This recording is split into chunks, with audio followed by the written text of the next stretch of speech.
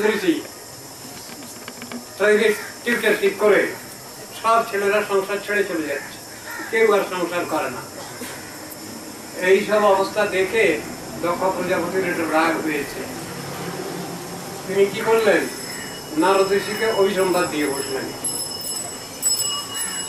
নারদ ঋষির যে ক্ষমতা আর দক্ষ প্রজাপতির যে ক্ষমতা, আকাশ পাতাল তফাৎ। কিন্তু নারদ ঋষি তার কোন রকম প্রতিবাদ করেননি। তাকে কি অভিসম্বাদ করলেন দক্ষ প্রজাপতি, আপনি এক জায়গায় বসে বহু লোককে শিক্ষা দিতে পারবেন না। দক্ষ প্রজাপতির চিন্তা ভাবনা এই যে তিনি ছেলেপেলেদের সব লেখাপড়া শিখিয়ে ওদের বুদ্ধি খারাপ করে দিচ্ছেন। এরা সংসার করছে না, তার ইচ্ছা সংসার বৃদ্ধি করা, প্রজা সৃষ্টি করা। নারদ ঋষির ইচ্ছা সব ছেড়ে ছেড়ে দিয়ে ভগবানের সেবা করো। দুটো ডায়ামেট্রিক্যালি অপোজিট স্বভাব। নারদ ঋষি কোনো বাদ প্রতিবাদ করেননি। কিন্তু দক্ষ প্রজাপতির অভিসম্পাদ দ্বারকায় নিশ্চয়ই প্রবেশ করতে পারে না। সেই জন্য দক্ষ প্রজাপতি সেটা মেনে নিয়ে উনি চলে গেলেন। যখনই একটু ধীর স্থির ভাবে কোনো জায়গায় থেকে ভগবানের ভজন করতে হয়, তখনই মাঝে মাঝে নারদ ঋষি চলে যান দ্বারকায়। সেখানে গিয়ে ধীর স্থির ভাবে কিছুদিন থাকেন এবং কৃষ্ণ লীলা দর্শন করেন। সংক্ষেপ ভাবে এইটুকু বললাম। গোবিন্দের ভুজের দ্বারা সুরক্ষিত দ্বারকাপুরী। সেখানে দক্ষ কেন, দক্ষের 14 পুরুষ উপরওয়ালা, তিনিও কিছু করতে পারবেন না। তার অভিসম্পাদ প্রবেশ করবে না দ্বারকায়। ভগবানের লীলাস্থলী। গোবিন্দের ভুজের দ্বারা সুরক্ষিত যে দ্বারকাপুরী, সেইখানেই নারদ ঋষি কৃষ্ণ উপাসনায় লালসাযুক্ত হয়ে মাঝে মাঝে হাজির হতেন। এই কথা বললে পারে এর মানেটা ঠিক হবে। তাহলে নারদ ঋষি যখন ইচ্ছা হতো আমি কখনো কৃষ্ণের সাক্ষাৎ লীলা দর্শন করব, সেই জন্য তখন তিনি চলে যেতেন দ্বারকায়।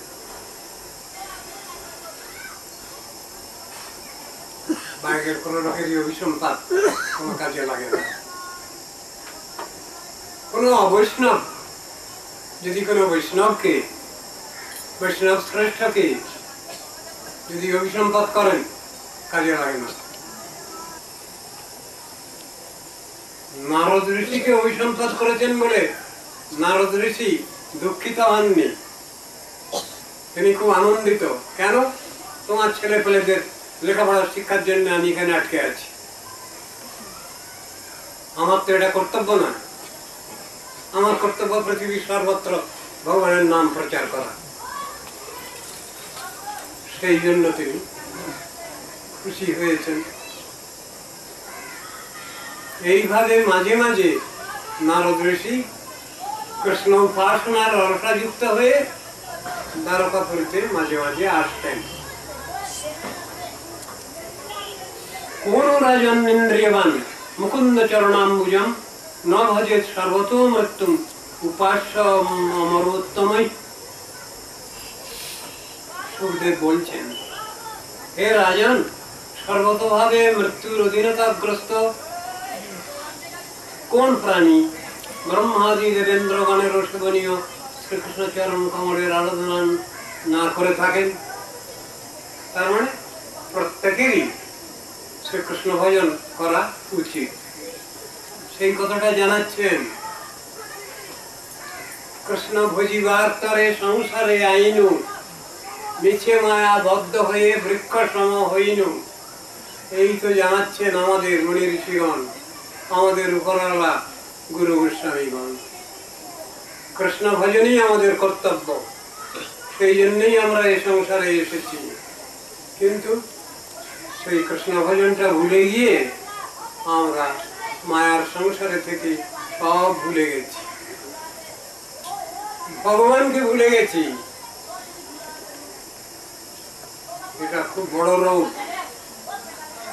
এই রোগ সারানো বড় কষ্ট। এই কথাটা এখানে বুঝাবার চেষ্টা করছেন। বদ্ধ জীব, আমরা বদ্ধ হয়েছি। জীবের যে আদি সৃষ্টি হয়েছে সে সৃষ্টি রহস্যের মধ্যে বলা আছে জীবকে বলে তটস্থা শক্তি।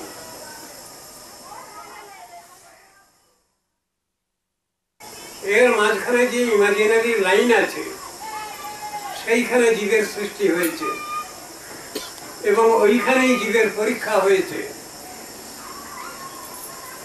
বাচ্চা ছেলেপেলের যেমন অন্নপ্রাশন হয়, নামকরণ হয়, এখানেও ওই রকম পরীক্ষা হয়েছে জীবের। সেই পরীক্ষায় ফেল করা ছাত্রছাত্রী যারা, আমরা এই মায়ার ব্রহ্মাণ্ডের সংসারে এসে পড়ে গেছি। ফেল করা ছাত্রছাত্রী, পরীক্ষায় পাস করতে পারি নাই। যারা পরীক্ষায় ফেল করলেন তারা সবাই মাইক ব্রহ্মাণ্ডে এসে জন্মগ্রহণ করলেন। কর্মফল তাদের পিছনে লেগে গেল। কবু রাজা, কবু প্রজা, কবু বিপ্র, কবু মর্তে, কবু স্বর্গে, নরকে বা কবু, কবু দেব, কবু দৈত্য, কবু দাস প্রভু। এই অবস্থা বদ্ধজীবের। আর যারা রুচি পরীক্ষায় পাশ করেছেন তারা সব ভগবানের কাছে চলে গেলেন। তাদের বলা হয় নিত্যমুক্ত জীব। তারা ভগবানের কাছে থেকে তার সাক্ষাৎ নিত্য সেবা করেন। আমরা কিছু ভুল করে ফেলেছি, এখন এই ভুল সংশোধনের দরকার। পুনরায় আমাদের পূর্ব আবাসস্থান, নিবাস স্থানে ফিরে যেতে হবে। এইটাই হলো সাধুগুরু বৈষ্ণবের উপদেশ, শাস্ত্রের উপদেশ। বুঝি না, বুঝতেও ইচ্ছা করে না। কেন? এই 14 ভুবন, 14 ব্রহ্মাণ্ড হচ্ছে। কে কার দাবি মানবে? আমি কি কারো দাবি মেনেছি? আমি কি কারো দাবি মানি? মানি না। আমার ছেলে কোথাও হারে না, মানে কি সে কাকেও মানে না। এটা তো হলো না ঠিক কথা। শাস্ত্রে বুঝাচ্ছেন যার যে সম্মান আছে, যার যে গুণ আছে সেটাকে মানতে হবে, সেটাকে মেনে নেওয়াই চরম মনুষ্যত্ব। তো ওটা তো আমরা শিখি নাই। আমরা কি করে কি করব? শাস্ত্র বলছেন ভুল যদি করেছি আমরা, ভুল যদি হয়েছে, পরীক্ষায় যদি ফেল করেছি আমরা, আবার পাস করব, আবার সাধন ভজন করব। তাহলেই আমরা পূর্বস্থানে ফিরে যাব। স্থানটা কোথায় আমাদের? কোথায় গেলে আমাদের আর জন্ম মৃত্যু হবে না? সে স্থানটা হলো সাধারণভাবে বৈকুণ্ঠ। মাইক ব্রহ্মাণ্ডের যত কুণ্ঠা আছে, বাধা বিপত্তি আছে, সেগুলো সেখানে নাই। তারই শ্রেষ্ঠ স্থান হলো গোলক বৃন্দাবন। আমরা সাধন ভজন করে সেইখানেই যাব, সেইখানে গিয়ে ভগবানের নিত্য সেবায় প্রতিষ্ঠিত হব। এই হলো সাধন ভজনের চরম অবস্থা। বুঝতে চাই না। কারাগারে থেকে সেখানে ঠেলাঠেলি গুজোগুজি করতে খুব ইচ্ছা আমাদের। এই তো দুরবস্থা আমাদের। বারবার জেল খেটে খেটে পুরনো কয়েদি আমরা সব, নতুন না, পুরনো কয়েদি। কতবার যে যাচ্ছি আসছি জেলখানায় ঠিক নেই। জন্ম মৃত্যু, জন্ম মৃত্যু, কর্মফল, এই ভোগ করে করে চলেছি, এর তো শেষ নাই। যদি কেউ ইচ্ছা করি আমরা, তার যদি সঞ্চিত সুকৃতির ফলে যদি সাধু সঙ্গ হয়, তাহলে তিনি বুঝবেন যে আমরা ভুল পথে চলছি, ভুল করে যাচ্ছি, আমাদের ভুল সংশোধন করা দরকার। তখনই তার ইচ্ছা হবে। সাধুগুরু বৈষ্ণবের দয়া সঙ্গ পরে তিনি সাধন ভজনের পথ গ্রহণ করবেন। এইটাই শিক্ষা দেওয়া হয়েছে গীতা ভাগবতের শাস্ত্রে। সমস্ত শাস্ত্রের সেরা শিক্ষা এইটা, আমাদের ভুল সংশোধন করা। তাহলে কি করবো আমরা? জমার ঘর নেই তো আমাদের। সাধন ভজনের জমার ঘর যদি আমাদের বেশি থাকে, তাহলে সাধুর কথায় বিশ্বাস হবে, তাহলে আমরা সাধন ভজনে প্রবৃত্ত হব। সাধুগুরু বৈষ্ণবের কৃপা দরকার, ভগবত কৃপা দরকার, তা নাহলে আমরা চলতে পারবো না চলার পথে। দরকার আছে। Vaikuntha is our heritage. Earth's what a player's stretch. আমাদের নিত্য আবাসস্থান হচ্ছে ভগবানের জায়গা। সে জায়গা ভুলে গেছি আমরা। কোথায় বাড়ি ছিল আমাদের, ঘর দুয়ার কোথায় ছিল, ভুলে গেছি সব। ওইখানে মার্চ করতে হবে। এর নামই সাধন ভজন। জেলখানা থেকে কোনো লাভ নেই। বেশি দিন জেলখানা থাকা যায়? যায়। পুরনো কয়েদি হয়ে গেলে তার জেলখানার প্রতি বড় মমতা হয়ে যায়। সাজা শেষ হয়ে গেছে, জেলার এসে তাকে রিলিজ করছে, কিন্তু সে বলছে না, যাব না, যাব না। কেন? খুব ভালো লেগেছে জেলখানা। অন্য আরো যত সব কয়েদিরা আছে তাদের সঙ্গে পরামর্শ করছে, কান্নাকাটি করছে। কাঁদছিস কেন বেটা? বেঁচে গেলি, যা, চলে যা। না, তোদের ছেড়ে দিতে আমার খারাপ লাগছে।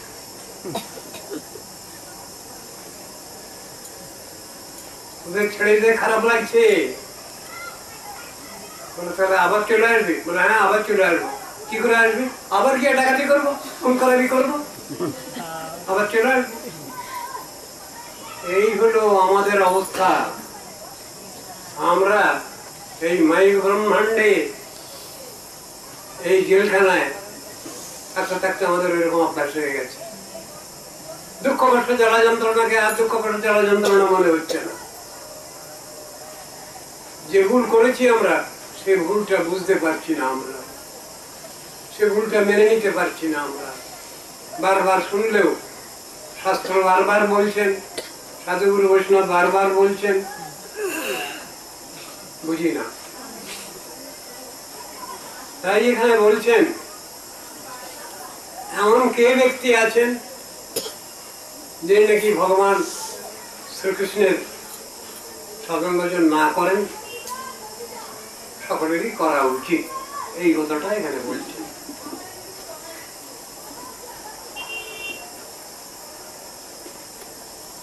तम एकदा तु देवर्षिं वसुदेव गृहागतं वर्चितं सुखमासीनं अभिवाद्येदम अब्रवीत। একদিন দেবর্ষি নারদ ওইভাবেই এসে হাজির হয়েছেন। বসুদেব গৃহাগতম, বসুদেব ভগবানের পিতা, তার ছেলের নাম বাসুদেব, তার ঘরে এসে হাজির হয়েছেন। পরিচিতম সুখমাসীনম অভিবাদ্যেদম অব্রবীত। নারদ ঋষি একদিন বসুদেব মহারাজের ঘরে এসে হাজির হয়েছেন। বসুদেব কি করলেন? আসুন আসুন, তার সব পাটা ধুইয়ে দিলেন, সুন্দর আসনে বসতে দিলেন, তাকে দণ্ডবত প্রণাম করে জিজ্ঞাসা করছেন নারদ ঋষিকে।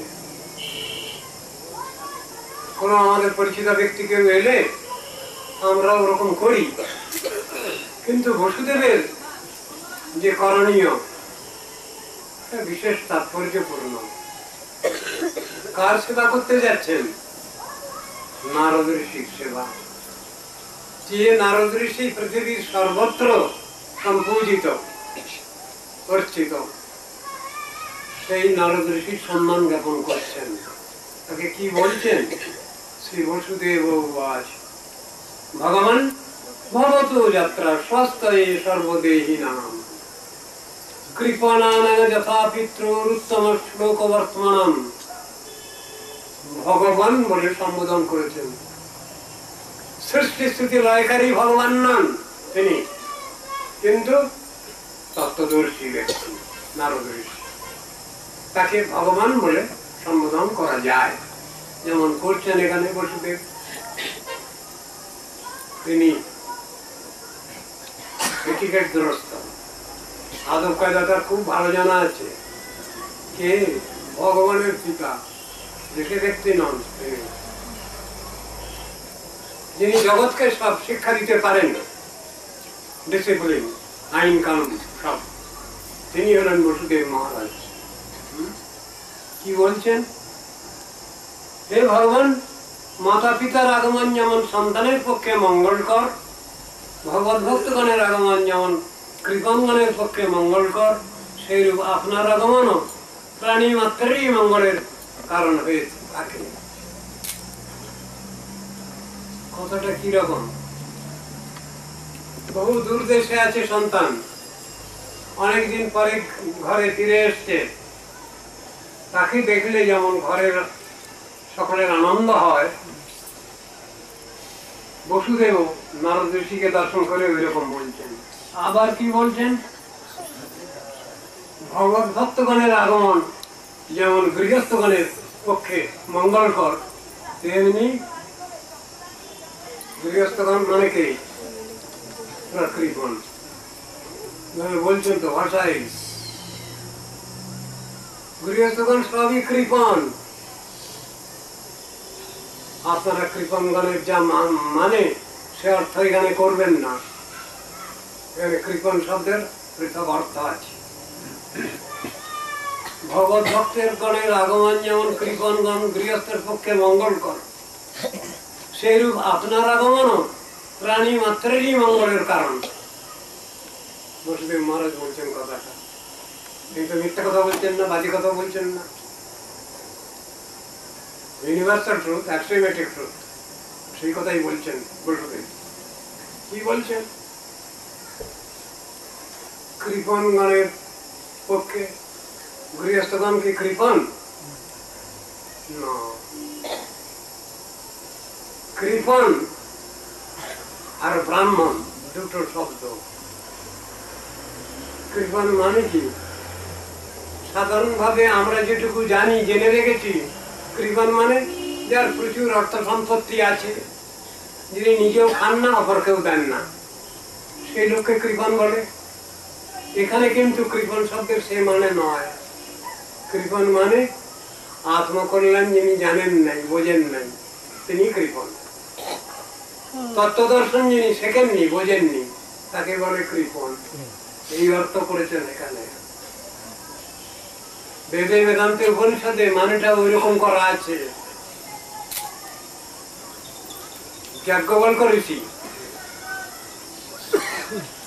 তার সঙ্গে বেদ বিচার হচ্ছে একজন মেয়ে ছেলে। মেয়ে ছেলে তো কোনো বেদে অধিকার নেই, তো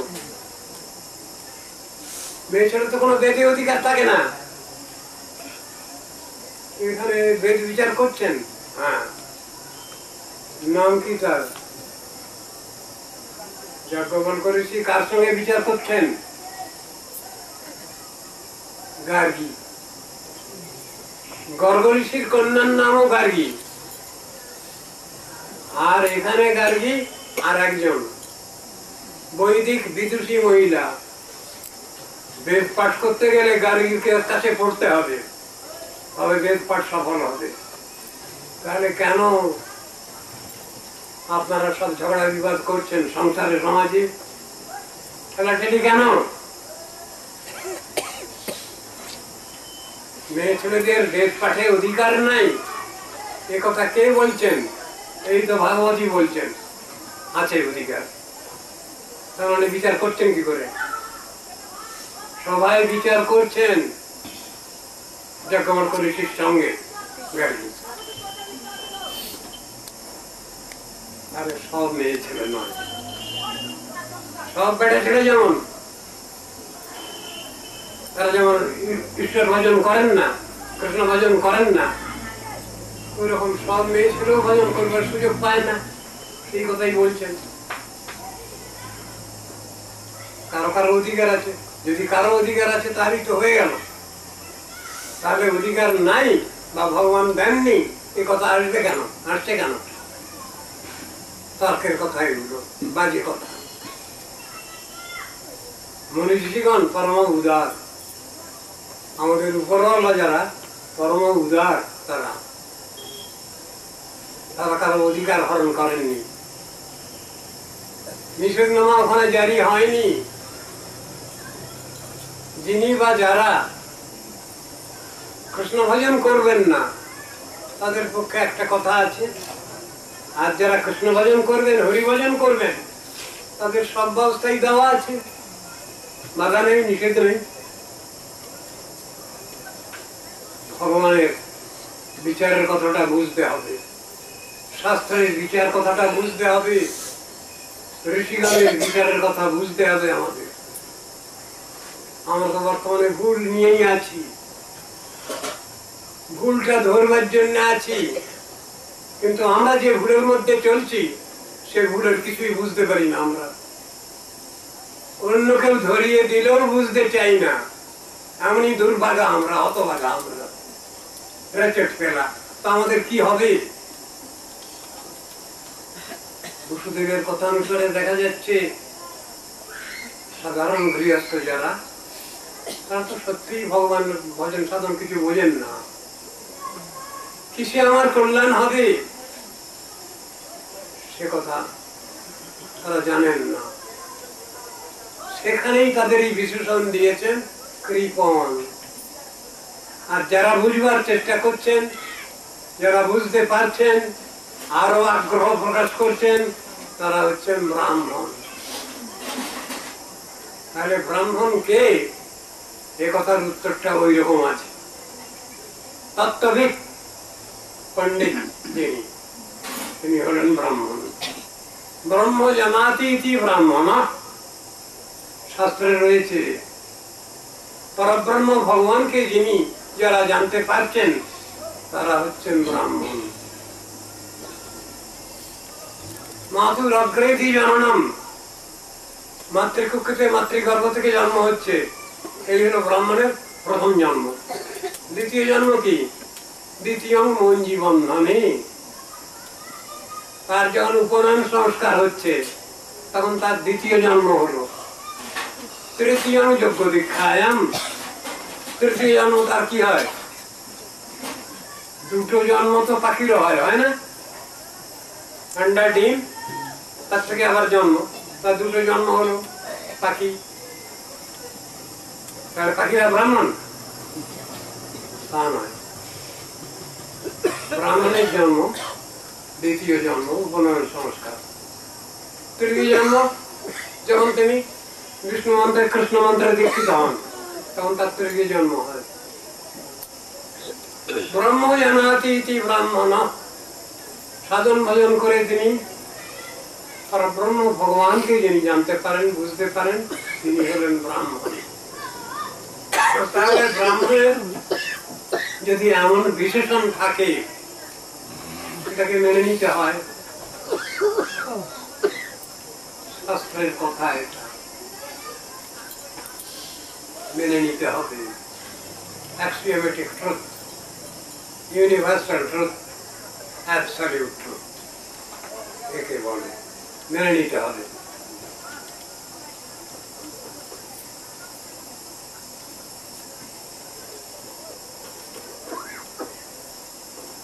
भूतानां देवचरितम दुःखाय च सुखाय च सुखाय एव हि साधूनां तादृशाम अच्युतात्मनाम।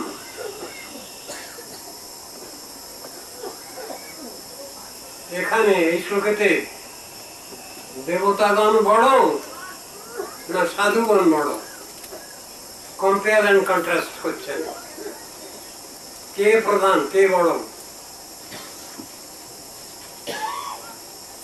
দেবতাগণের চরিত্রটা কিরকম, কখনো সুখের কারণ কখনো দুঃখের কারণ। কিরকম উদাহরণ, জল কে দিচ্ছেন আমাদের, বাড়ি বর্ষণ করছেন কে, ইন্দ্রদেব। যখন সুখ বর্ষণ হয়, সময় উপযোগী বর্ষণ হয়, চাষাবাদ খুব ভালো হয়, সব ফসল সব ঠিক হয়, প্রজাগণ খেয়ে দেয়, সুখ শান্তিতে থাকে। আর হয়ে গেল কখনো ড্রট, বৃষ্টি হলো না, মান বন্যা প্লাবন হলো, সব বেঁচে গেল।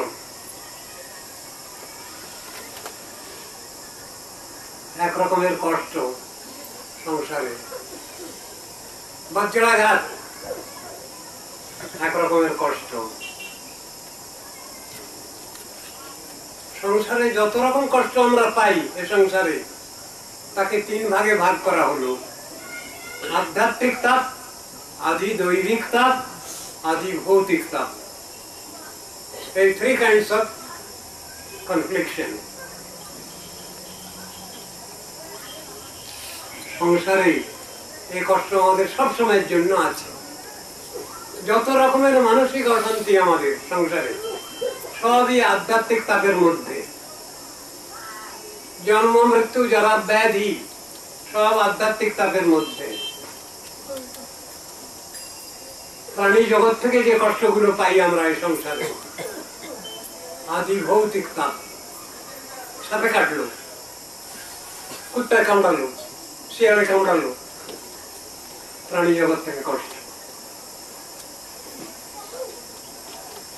আর আদি ভৌতিক তাপ গেল। আর আদি দৈবিক, দেবতাগণের থেকে যে কষ্ট আগেই বলেছি, মান বন্যা প্লাবন কারকাপাত, এসব হলো আদি দৈবিক তাপ। আর আধ্যাত্মিক তাপ মানে যত রকমের মানসিক অশান্তি, জন্ম মৃত্যু যারা ব্যাধি, সব আধ্যাত্মিক তাপের মধ্যে। এইগুলো সংসারে রাখা আছে আমাদের সাজা, পানিশমেন্ট। এই পানিশমেন্ট আমাদের নিতেই হবে। দুঃখ দিয়ে গড়া এ সংসার, এখানে সুখ শান্তি আমরা খুঁজছি কেন? বোকা আমরা, অবুঝ আমরা, বুঝি না যে জায়গাটা দুঃখ দিয়েই তৈরি, সেখানে সুখ শান্তি পাবো কি করে আমরা? অথচ এমনই বোকামি করছি আমরা, এইখানেই আমরা সুখ শান্তি অনুসন্ধান করছি। হবে না। দণ্ডজনে রাজা যেন নদীতে চুবায়। আগেকার দিনে নিয়ম ছিল, যদি কেউ চুরিদারি করে, তাকে ধরে নিয়ে গিয়ে নদীতে চুবিয়ে ধরে। গেলাম রে, মরলাম রে, একটু তুলে ধরলো, বাঁচলাম, আবার ঠেলে ধরেছে। এই সংসারের শান্তি হলো এইটা। এটা আপনারা জেনে রাখবেন, গীতা ভাগবতে বর্ণনা আছে এই কথাগুলো। ইউনিভার্সাল ট্রুথ, একটু মিথ্যা নয়। এই জিনিসটাকে আমরা সুখ বলে মনে করি। সবসময় যে দুঃখ কষ্ট জ্বালা যন্ত্রণা চলছে, তার ক্ষণিক নিবৃত্তি যখন একটু বন্ধ থাকছে, সেটাকে আমরা সুখ বলে মনে করছি। এই সংসারে সুখ শান্তি নাই, সেইটাই গীতা ভাগবতের কথা। ওদের কি বুদ্ধিমান বলা হবে, বুদ্ধিমতী বলা হবে? হবে না। যদি তত্ত্বদর্শী হই আমরা, তাহলে বুদ্ধিমান বুদ্ধিমতী নিশ্চয়ই। শাস্ত্রের কথা আলোচনা করলে, তাতে বিশ্বাস করলে, সেই অনুসারে সাধন ভজনে প্রবৃত্ত হলে আমরা বুদ্ধিমান বুদ্ধিমতী হতে পারি, তখন বলা চলবে। তার আগে পর্যন্ত নয়।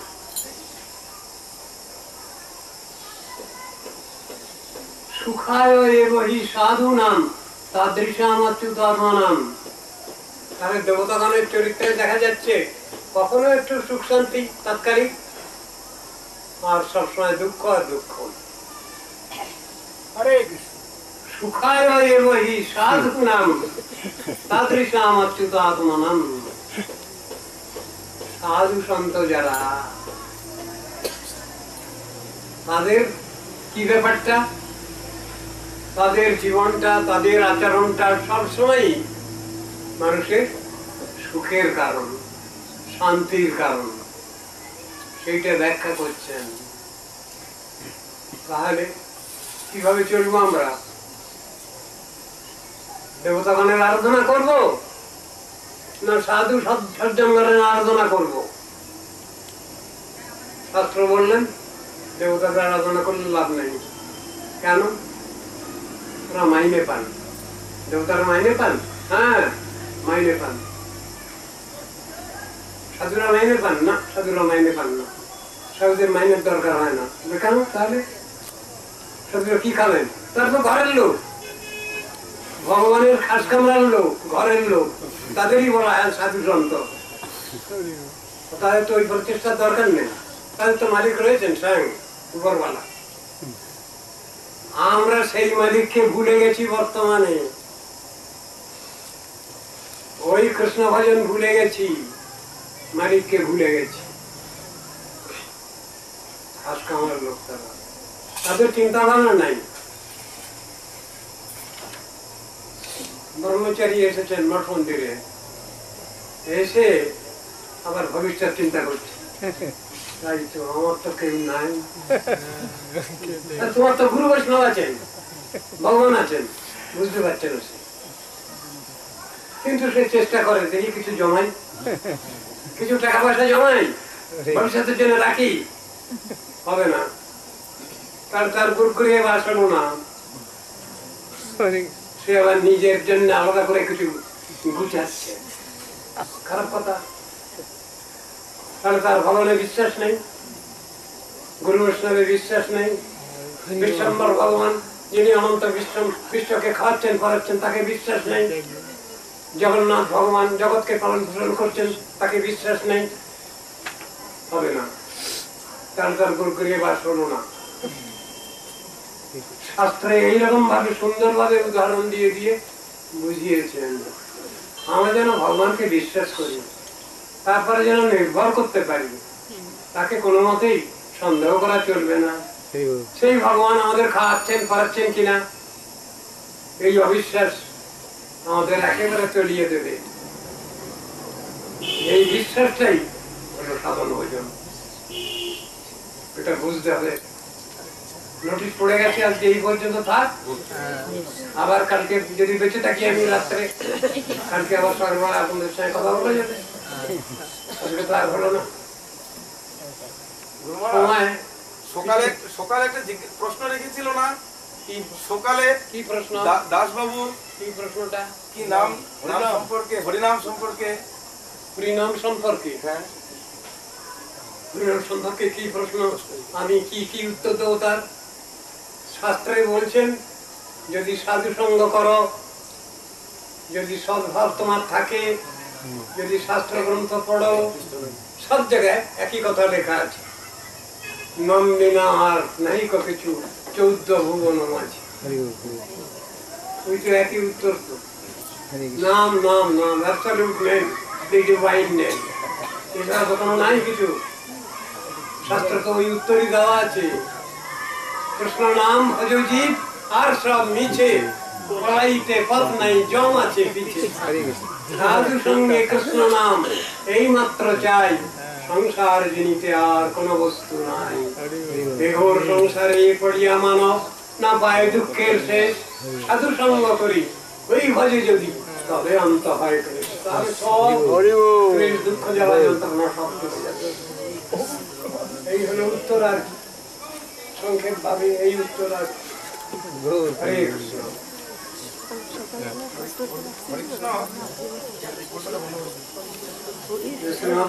সুন্দর করে বাঁধাও,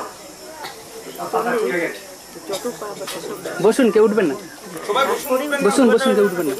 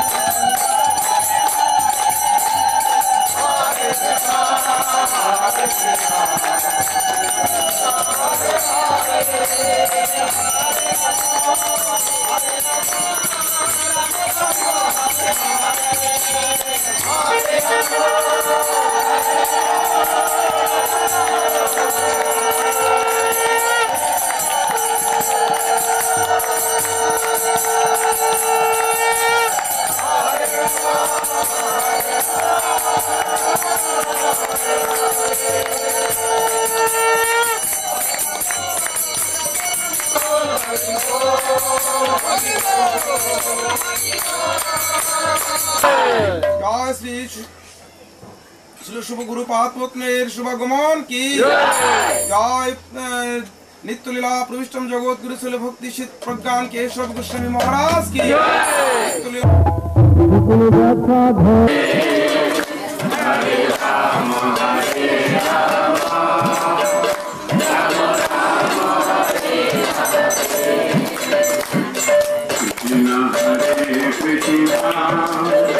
Krishna Krishna Hare Hare Hare Rama Hare Rama Rama Rama Hare Hare Krishna Krishna Krishna Hare Hare Hare Rama Hare Rama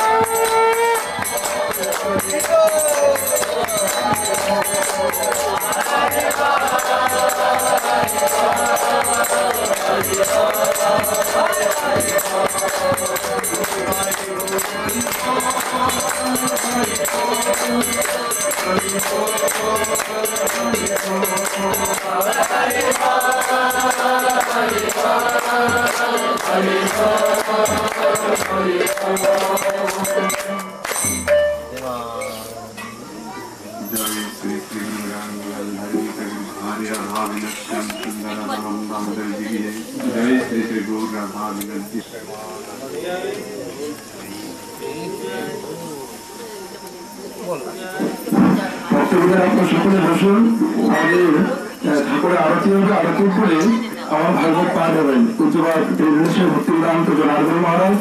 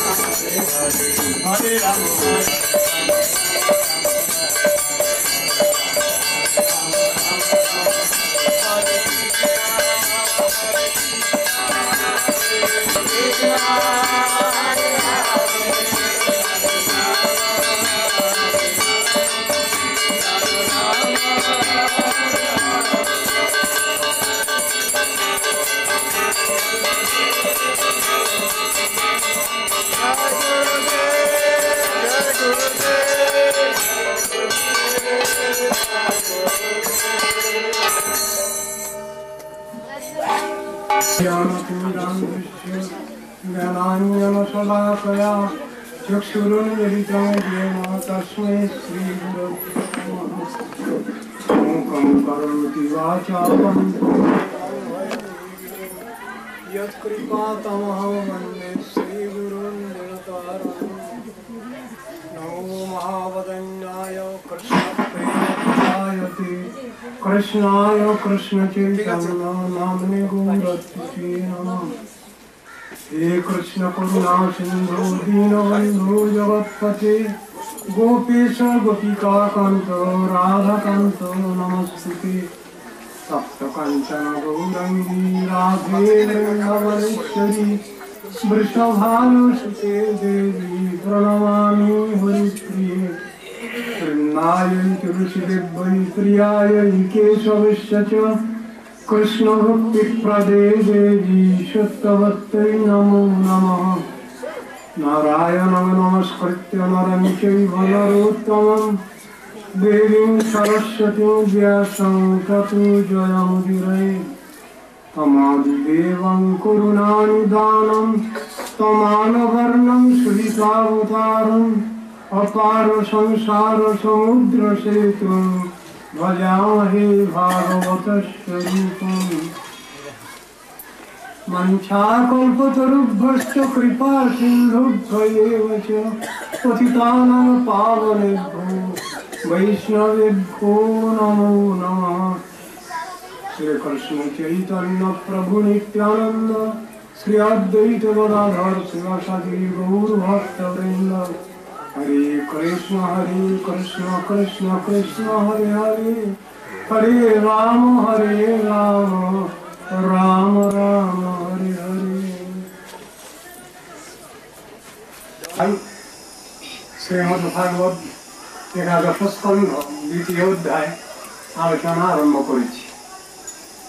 কাল আমাদের আলোচনা হয়েছে ভূতানাম দেবচরিতম দুঃখায় চ সুখায় চ সুখায় এব হি সাধুনাম তাদৃশাম অচ্যুতাত্মনাম। এই পর্যন্ত কাল আলোচনা হয়েছে।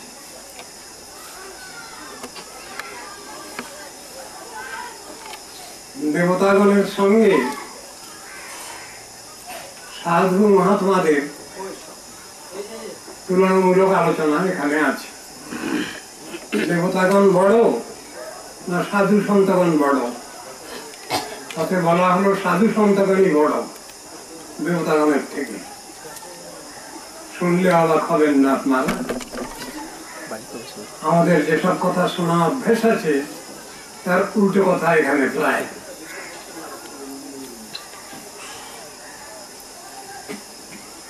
সুখায় এব হি সাধুনাম তাদৃশাম অচ্যুতাত্মনাম। দেবদেবীগণের চরিত্র বলছেন কখনো সুখের কারণ, কখনো দুঃখের কারণ। কাল তার ব্যাখ্যা দেওয়া হয়েছে। সুখায় এব হি সাধুনাম তাদৃশাম অচ্যুতাত্মনাম। অচ্যুতাত্ম সাধু যারা ভগবান ছাড়া আর কিছু জানেন না, ভগবান ছাড়া আর কারো কাছে প্রভুত্ব স্বীকার করেন না, ভগবত ভক্তের কাছে প্রভুত্ব স্বীকার করেন। কিন্তু ইতর লোক যারা আছে তাদের সাথে কোনো সম্পর্ক নেই, ভগবানকেই চেনেন, জানেন, বোঝেন। সেই রকম ধরনের অচ্যুতাত্ম সাধু যারা, তাদের জীবনটা তদ্গত চিত্ত, ভগবানকে নিয়েই তাদের জীবন, ভগবানকে নিয়েই তাদের সংসার, ভগবান ছাড়া কিছু জানেন না তারা। তাই বিশেষণ দেওয়া হয়েছে অচ্যুতাত্ম সাধু, যিনি ভগবান ছাড়া আর কাকো গার্জিয়ান বলে মেনে নিতে পারেননি। তাহলে প্রমাণিত হলো কি দেবতাগণের থেকে অচ্যুতাত্ম সাধু শ্রেষ্ঠ। দেবতাগণ মানে কর্মচারী, কর্মচারী, তারা পদাধিকার পেয়েছেন, কিন্তু সে পদাধিকারের মর্যাদা সবসময় রাখেন না। এই রাখেন না বলেই সেই জন্যই মাঝে মাঝে দেবতাদের সাজা হয়, সাজা হয়। হ্যাঁ, কিরকম সাজা হয়? ব্রহ্মা কখনো ভগবানের লীলায় হস্তক্ষেপ করতে যান, শেষে আবার কান্নাকাটি করেন। শিব ঠাকুর ওই রকম কখনো কখনো ভুল করে ফেলেন, আবার শেষ করে ক্ষমা প্রার্থনা করেন।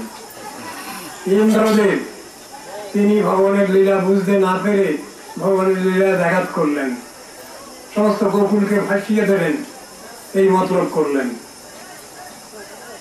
কৃষ্ণ গিরিরাজ গোবর্ধন ধারণ করে গোকুলবাসীগণকে রক্ষা করলেন।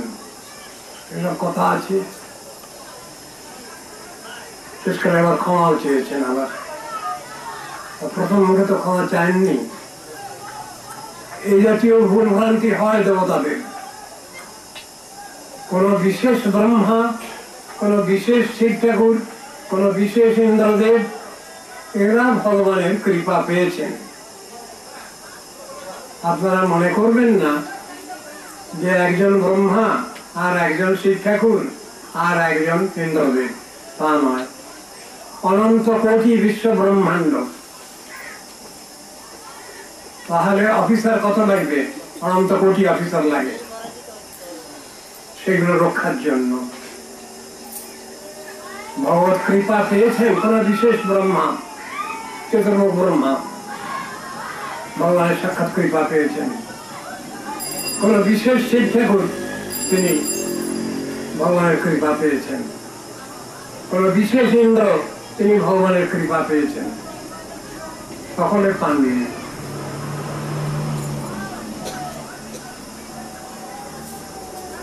গীতা আলোচনা করেন আপনারা, গীতার মধ্যে 2 চ্যাপ্টার রয়েছে। যারা আধিকারিক দেব দেবীর উপাসনা করে কিছু পেতে চাচ্ছেন, জাগতিক ব্যাপার, পারমার্থিক ব্যাপার ওদের কাছে পাওয়া যাচ্ছে না। পারমার্থিক ব্যাপার পাওয়া যায় ওদের কাছ থেকে না। জাগতিক বিষয় আশায় ওদের কাছে কিছু পাওয়া যেতে পারে, ভগবত ভক্তি পাওয়া যাবে না, এসব বলে দেবেন না, দিতে পারেন না। যদি বলেন আপনারা আমার মুক্তি চাই, হবে না, ওদের হাতে নেই। এই পৌষ্পদী ওদের হাতে নাই, এ দপ্তর ওদের হাতে নেই, ভগবানের হাতেই আছে ওটা। মুক্তি প্রদাতা সর্বেশাম বিষ্ণুরেব ন সংশয় কৃষ্ণেব ন সংশয়, এই কথা বলা আছে।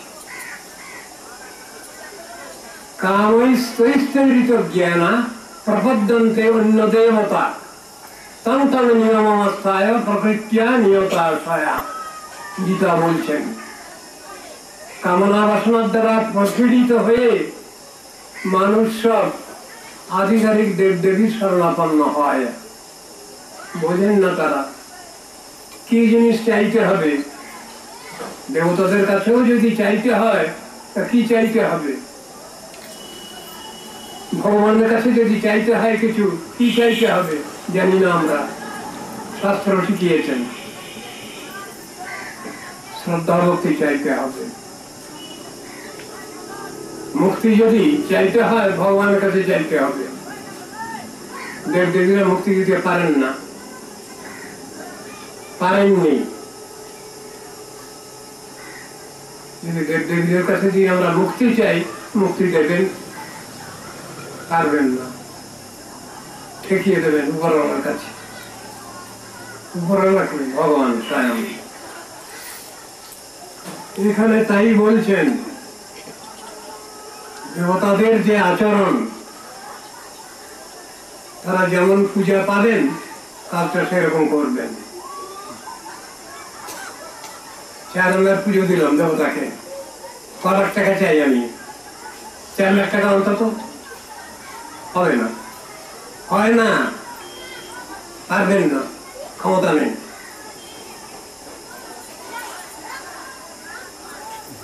সেই জন্যই বলছেন ছায়ে বা কর্মসূচি, বা এরা সব কর্মসূচি, কর্মচারী, কর্মচারী অফিসার খুব অহংকার থাকে, অফিসারদের খুব অহংকার, মার কাট কাট এমন অবস্থা।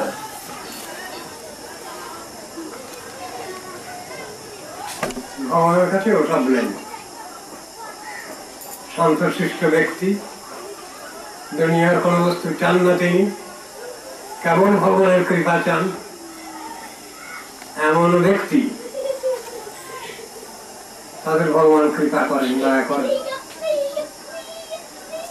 কান্নাকাটি দেখবে, কান্নাকাটি 2 রকম, তাই না? একরকম কান্নাকাটি লোক দেখানো, লোকে আমাকে বড় সাধু বলবে,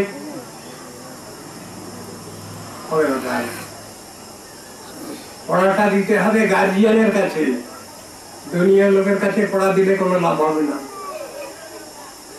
পরমার্থ ক্ষেত্রে ভগবানের কাছেই কানতে হবে,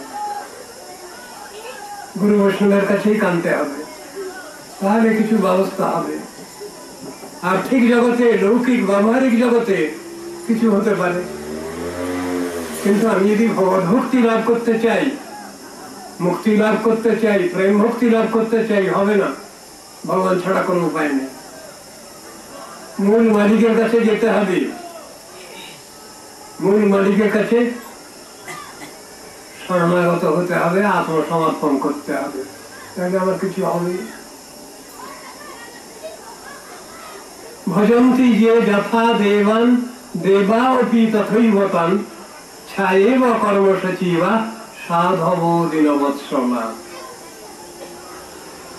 এই তুলনামূলক আলোচনা করতে গিয়ে ব্যবস্থাটা জানাচ্ছেন কি রকম। দেবতাগণকে যেমন পূজা দেওয়া যাবে, ফলটা আমরা ততটুকু পেতে পারি, তার বেশি পেতে পারি না। ছায়েব কর্মসূচি কর্মসচিব কর্মচারী ছায়ার নাই অনুসরণ করেন এরা, বেশি কিছু দেওয়ার ক্ষমতা এদের নেই। আমার চাহিদা যদি বেশি থাকে, সেই চাহিদা পূরণ করবার ক্ষমতা এদের নেই, দেবতাগণের নেই, সীমিত ক্ষমতা। এই জন্যই বিশেষণটাও দেওয়া আছে এদের। কি বিশেষণ? আধিকারিক দেবদেবী। ভগবান কিছু অধিকার দিয়ে এদের বসিয়েছেন, সীমিত ক্ষমতা, অসীম ক্ষমতা নয়, সীমিত ক্ষমতা। তার মধ্যেই তারা কিছু করতে পারেন। সাধব দীনবৎসলা, আর সাধুগণ তাদের বিশেষণ দিচ্ছেন কি? দীনবৎসল। দিন মানে এটা করতে না পারলো না, তত্ত্ব দর্শন জানেননি যারা, তত্ত্ববিজ্ঞান যাদের লাভ হয়নি, কিসে আমার বন্ধন দশা হয়েছে, কেন আমি এই মায়ের সংসারে এসে পড়ে গেছি, এত কষ্ট পাচ্ছি, এসব বুদ্ধি আসেনি, এ জ্ঞান আসেনি, তাদেরই বলা হয়েছে দিন। কাল যেমন ব্যাখ্যা হয়েছিল কৃপণ শব্দ নিয়ে, ওই রকম। কৃপণ মানে যার প্রচুর অর্থ সম্পত্তি, ধন সম্পত্তি আছে, যিনি নিজে ভালো মন্দ খান না, অপরকেও খেতে পড়তে দেন না, এমন লোককে আমরা কৃপণ বলি। কিন্তু ব্যাখ্যায় বলছেন যারা তত্ত্ব দর্শন জানেন না, বোঝেন না, কিসে আমার বন্ধন দশা হয়েছে, কিসে আমি তার থেকে মুক্তি লাভ করব, এসব যাদের জানা নাই, তারাই হলেন দিন, কৃপণ। শাস্ত্রীয় ব্যাখ্যা। এখানে বলছেন সাধব দীনবৎসলা। এ সংসারে মানুষ কষ্ট পাচ্ছে, সব ভীষণ কষ্ট, সে কষ্টের শেষ নাই, কিন্তু তারা বোঝে না কেন কষ্ট পাচ্ছে, কি জন্য কষ্ট তাদের হচ্ছে। ভগবানকে ভুলে, আমরা ভগবানকে ভুলে গেছি, সেই জন্যই সংসারে আমাদের সব কষ্ট। ভগবানকে যদি সব সময়ের জন্য আমরা স্মৃতি পথে রাখতে পারি, তাহলে আমাদের কল্যাণ। এই বোধটা আমাদের হয়নি, এই শিক্ষা আমাদের হয়নি, সেই জন্য বলছেন সাধু সন্ত যারা, তারা দীনবৎসল, কৃপণবৎসল। অতাত্ত্বিক ব্যক্তির প্রতি তারা অধিক দয়ালু, কৃপালু, সেই কথা বলছেন। তাহলে যারা ভগবানকে ভালোবাসেন না, তাদের প্রতি এদের স্নেহমমতা নাই না, তার কথা সে কথা নয়, আছে। কিন্তু যারা ভগবানকে ভালোবাসেন, তাদের পরে বেশি আছে, এইটাই বলা হবে।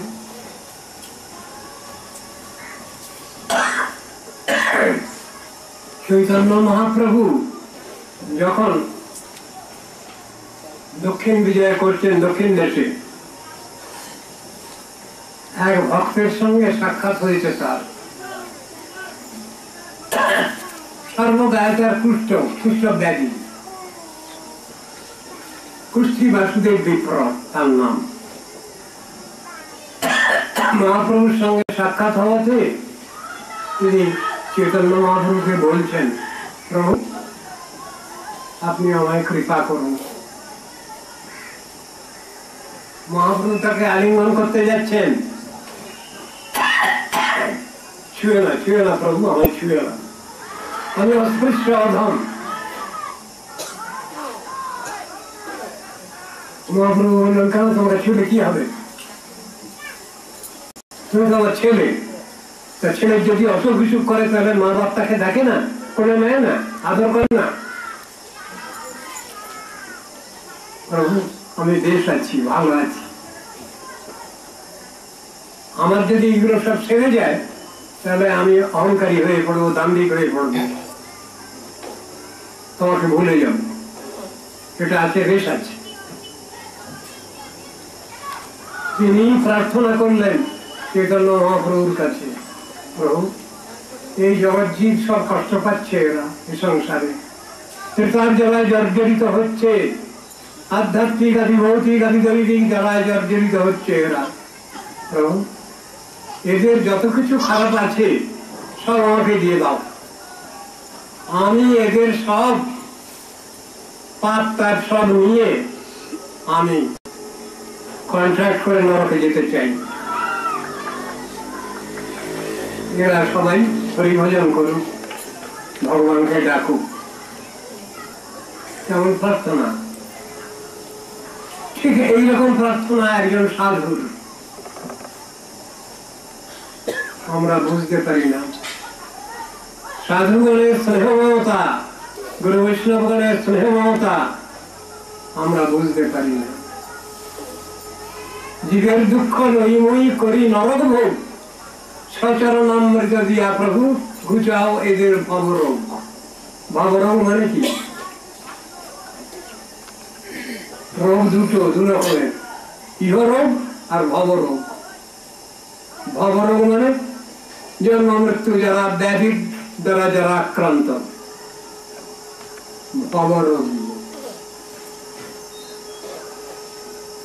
ইহরোগ যত রকমের জ্বালা যন্ত্রণা সংসারে অসুখ বিসুখ আছে। আর ভবরোগ জন্ম মৃত্যু যারা ব্যাধি, এটা থাকলে এরা কিছুতেই হরিভজন করে না, করবে না। কিন্তু শাস্ত্রে বলা আছে রোগ শোক তাপ এগুলো থাকা ভালো। মানবেন আপনারা? শাস্ত্রের কথা মানবেন আপনারা? কেউ মানবেন না। সবাই আমরা সুস্থ হতে চাই, কিন্তু সুস্থ হওয়ার ব্যবস্থা তো নেই না। কি করে সুস্থ হব? যা করলে সুস্থ থাকা যায় সে ব্যবস্থা আমরা নিচ্ছি না, অথচ সুস্থ হওয়ার জন্য খুব প্রচেষ্টা হয় না। তো অবব্যাধি থেকে মুক্তি লাভ গুরু বৈষ্ণবের অহেতুকী করুণার দ্বারা সম্ভব, ভগবানের দ্বারা সম্ভব। এই রোগের চিকিৎসা তো খুব কঠিন চিকিৎসা। কে চিকিৎসা করবেন? কৃষ্ণ চিকিৎসা করেন, খুব ভালো ভালো চিকিৎসক। ভগবান সব থেকে বড় চিকিৎসক। আবার হার্ট লাংসের রোগী যারা, তাদের পক্ষে আরো ভালো ডাক্তার তিনি।